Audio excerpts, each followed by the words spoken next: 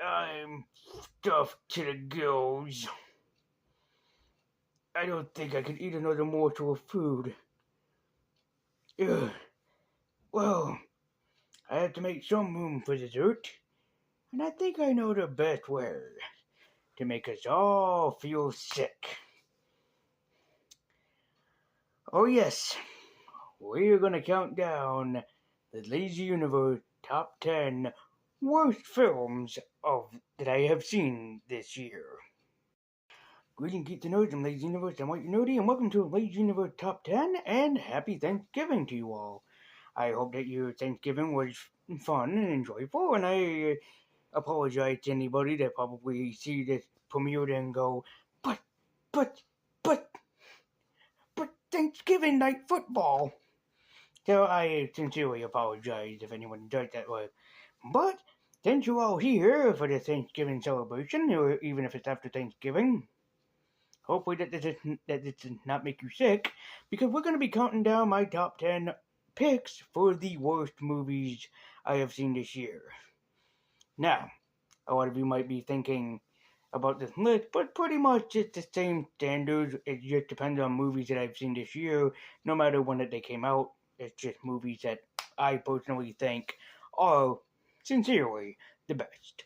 So, with that all being said and done, let's count down the Leeds Universe Top 10 worst films I've seen this year, and also have ourselves a little upshook to help us with Thanksgiving dinner. Admit it, you could probably use it right now. So, let's get started. This is the Lazy Universe Top 10 Worst Films of 2025. Also, we have some dishonorable mentions, but we'll save them until basically later in the video. But for now, please enjoy the Lazy Universe Top 10 Worst Films of this year. Number 10.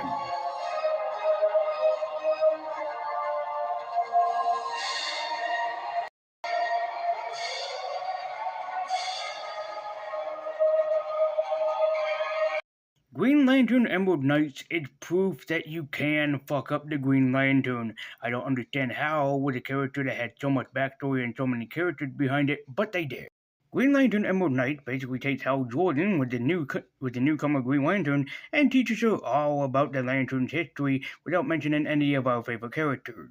Aside from a few, none of your favorite Green Lanterns actually show up in this, and trust me when I say, you will be missing your favorite Lanterns a lot within this future. It does pain me a little bit to say that this is bad because the Green Lanterns is a team that had so much history behind it, and it pains me to say that this does suck. But I'll be the first to admit that it had so much potential to be so much more, and yet it proves that it actually was a hell of a lot worse than actually I was expecting. Number 9. I'm a New York medicine ad. I'm a Barbie girl. Pink Barbie.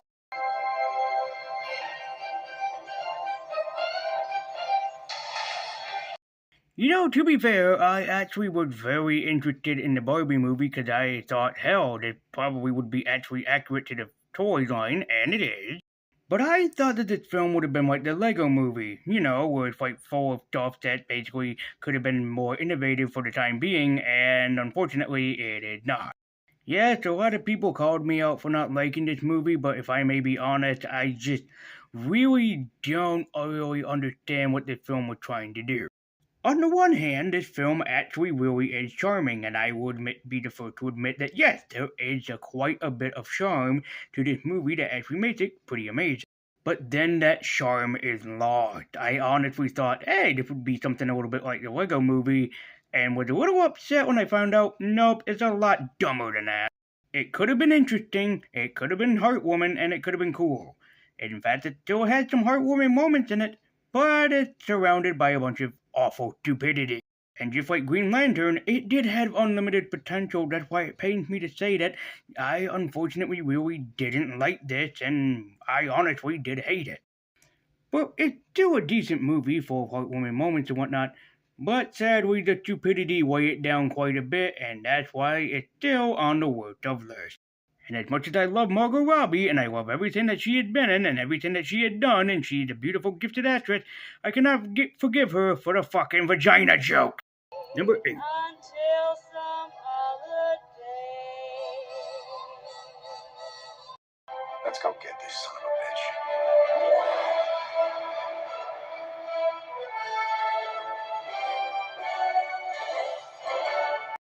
a bitch. Avengers Endgame, my god, was fucking boring. I mean, yeah, granted, it tries to tie up everything together. Except, you know what makes this movie worse? Is the fact that Thor does what nobody thought was possible within the first 10 minutes. And then the rest of the movie is like, Chili should do something. Should we do something? We have to save our friend that's been snapped away. Should we save our friend that's been snapped away?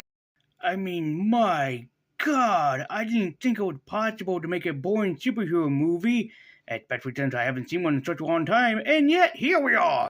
And also, nostalgia is a good thing, but this film keeps going to us and going, hey, remember when this happened in the movie? Ooh, remember when this happened in the movie? Do you remember this movie?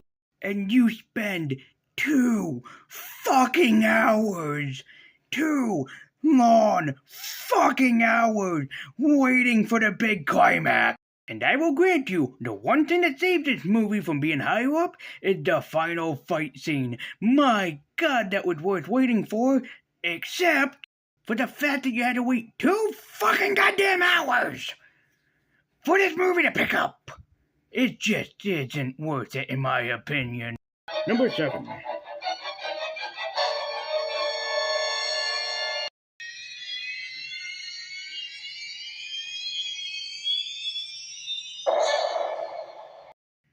I'm with Tom Savini on this one. Friday the 13th Part 2 just makes absolutely no sense. How did Jason go from 10 years old to fucking 30 within just 5 years? I mean, yeah, it's a slasher film, especially one of those dumb slasher films you can just shut your brain off to and just enjoy. It is enjoyable, mostly on that note. But I refuse to call this movie good. It is bullshit on top of bullshit with even more bullshit laid underneath it, especially for poor Jason Voorhees. There is no redeemable quality. Not even the last final girl, Ginny, is redeemable. This whole entire movie basically fucked itself from start to finish. I can say, however, like I said, it's a slasher film that you can just shut your brain off to and just enjoy from start to finish, yeah, but that's mostly all that you can do for it. Yes, it's a fun, blood and gory sleigh ride from beginning to end, but it's really not worth it, especially not worth the headache of trying to understand, especially if Jason Voorhees. You might as well call this one Friday the 13th Part 2, the Bullshit Edition. Try to understand every bullshit thing that happened within the sequel to the hit original movie. Number 6.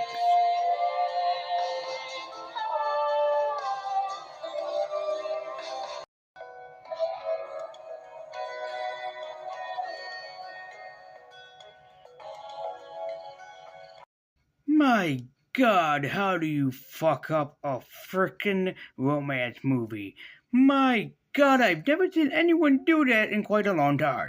This is a kind of dark romance comedy movie, I guess you would say, but the thing is, the on-screen actors have no chemistry. Granted, there are some parts that are enjoyable in this. There are some parts where I was actually like, ooh, I can see myself really enjoying this. But even still, Beautiful Creature gives you 2 people that you're supposed to care about, and I watched this entire movie a couple times, and I suddenly found myself and realized, holy crap, I don't care! I don't care about these characters. I don't give a flying fuck what happened to them. I could care fucking less. But this movie tried to make you care about them. It's such a bullshit film with a plot that goes almost nowhere because it just destroys itself as soon as it comes up, especially towards the ending. Number 5.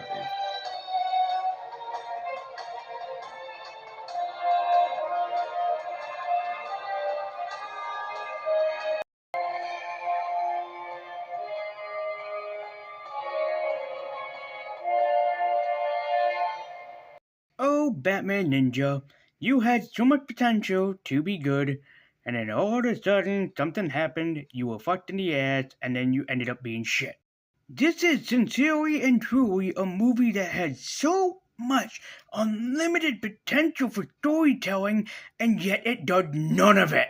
And it's mostly because it's Batman whining and crying for about an hour in this movie going, where? I don't have my technology, where?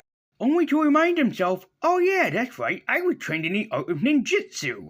That means I should be able to kick people's asses. And then he finally does towards the ending. I was expecting this to be an Elseworld story with a different origin for Batman, but no! Instead what you get is an hour-and-a-half long shitfest of fucking shit. Number 4.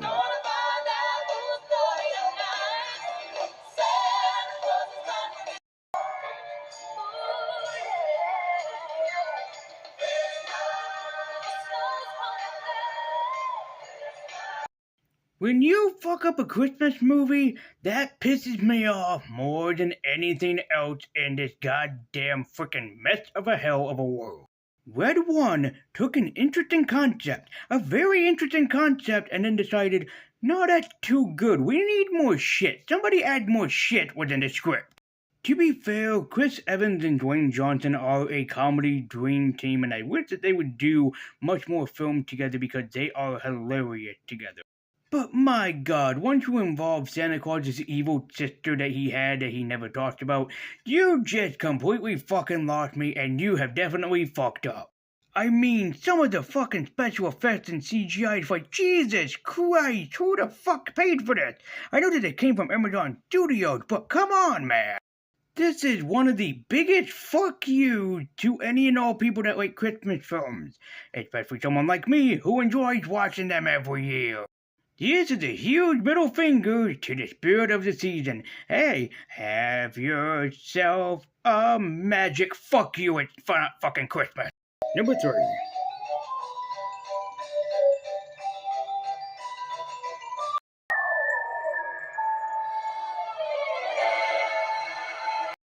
My god, this movie is the biggest F you to any and all Stephen King fans, especially Stephen King admits that he was on a lot of cocaine at the time when this was written. And it especially shows even in this movie, because a bunch of things just come together and they just make no fucking sense whatsoever. The only fucking redeeming quality of this entire film are the child actors. That's it. That's the only thing that is redeemable out of this mountain of shit. But does that mean that this film was good? If it was based upon the child actors, I would say yes. But because it's not, and the child actors get a big middle finger up their ass, and no. This was a movie that kinda had potential, and then they took that potential and said, hey, you know what? We don't have enough bad Stephen King adaptations. Let's make this one shitty. And thank God that in 2017, they actually did this movie some justice and did it the right way, because the original Stephen King miniseries fucking blows. Number 2.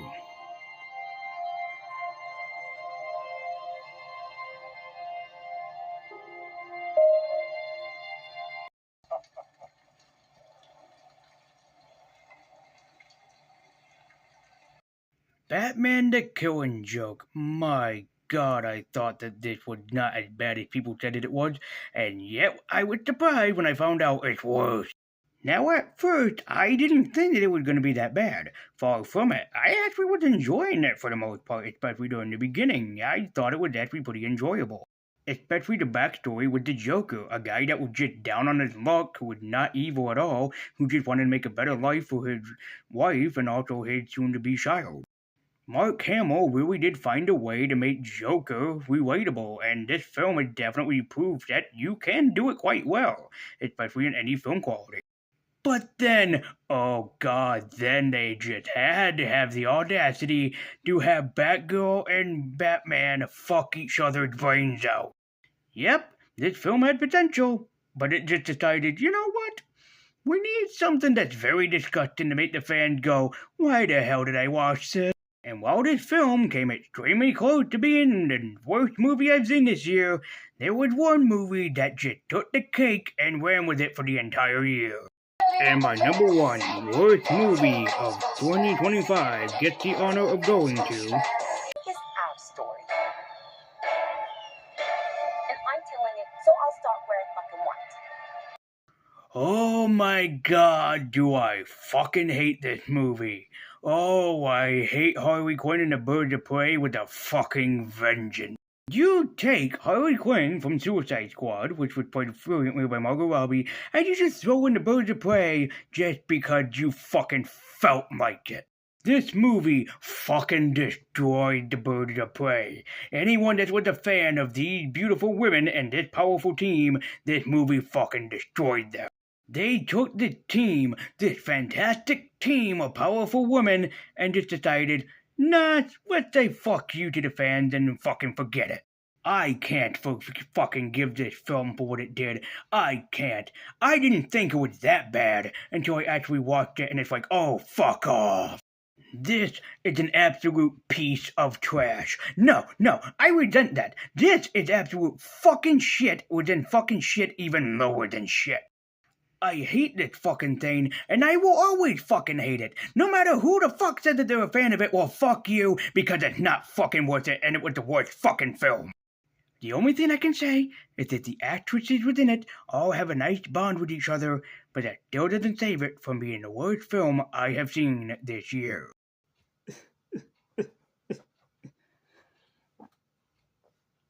I actually feel ill after doing this. I don't know if that's an accomplishment or not, but these movies almost made me actually throw up, not to joke. Either that or because I was so stressed out talking about these movies again. One or the other. So guys, thank you so much for watching the 3D Universe Top 10. Let me know what the worst film you have seen this year in the comments down below. And if you want to support the channel and help it grow, you can do so by liking, sharing, commenting, subscribing, hitting that bell icon, and joining me at Twitter with the link in the description down below. Oh, we'll be getting back into more Christmas content pretty soon. But thank you guys so much for watching. And to end off this video, here are a few movies I've seen that were bad, that almost made it on this list, but they deserve to be dishonorable mention. So, let's have it.